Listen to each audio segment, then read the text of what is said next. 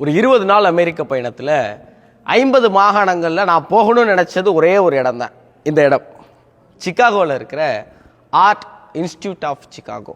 எங்கள் அம்மா கிட்ட அம்மா அமெரிக்கா போகிறேன்னு சொன்னோன்னே எங்கள் அம்மா முதல்ல கேட்ட கேள்வி சிக்காகோ போறியாப்பான்னு.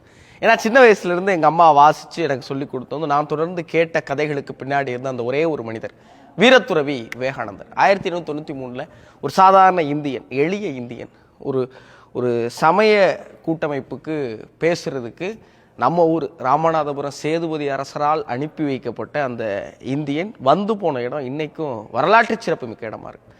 உலகம் முழுவதும் ஆட்சி செஞ்ச பிரிட்டிஷ்காரர்கள் ஒரு மனிதனை இன்னும் நினைவில் வச்சிருக்கிறாங்க. அந்த மனிதனுக்காக இங்கே சுவாமி விவேகானந்தா வே அப்படின்னு ஒரு பாதைக்கு பெயரிடப்பட்டிருக்கு. அவருடைய நினைவு இங்கே நிறைய பேர் பேசியிருப்பாங்க. அந்த அந்த மத கூட்டமைப்பில் பேசின யாருடைய பேரும் இங்கே நிற்கலை, ஒரே ஒருத்தருடைய பேர் நினைச்சு. இங்கே இருக்கிற படிகளில் அவர் பேசின வார்த்தைகள் பொறிக்கப்பட்டிருக்கு. அது எல்லாத்துக்கும் காரணம் அவர் சொன்ன வார்த்தைக்கு பின்னாடி இருக்கிற அர்த்தம். டியர் பிரதர்ஸ் அண்ட் சிஸ்டர்ஸ் அப்படின்னு சொன்னதுனால மட்டுமானா இல்லை.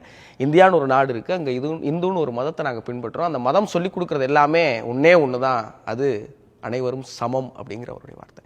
இன்றைக்கி இந்தியாவிலையும் இந்தியர்களும் இந்து மதத்தை பின்பற்றவர்களும் தமிழர்களும் பல்வேறு சாதி மதங்களுக்கு நடுவில் சமத்துவத்தை எப்படி பேணுறோங்கிறத ரொம்ப ரொம்ப முக்கியமாக நம்ம பார்க்கணும்னு நினைக்கிறேன். இதே நாட்டில் இருக்கிற, இந்த நாட்டின் தலைநகரமாக இருக்கிற நியூயார்க்கில் தான் ஐநா சபைங்கிற உலகை ஆளுகிற அமைப்பில் யாதும் ஊரே யாவரும் கேளிருங்கிற கணியன் பூங்குன்றனுடைய வார்த்தை இருக்குது.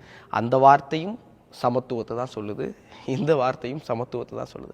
இந்த படிகளில் எல்லாரும் படித்து நகரணும்னு இருக்கிற விவேகானந்தருடைய வார்த்தைகளை எல்லாரும் மிதித்து நகரும் போது எனக்கு தோன்றதெல்லாம் அதே தான். அதே சமத்துவமும் நம்மளால் படித்து நகருவதற்கு பதிலாக மிதித்து நகரப்படுதோ அப்படிங்கிற ஒரு எண்ணம்.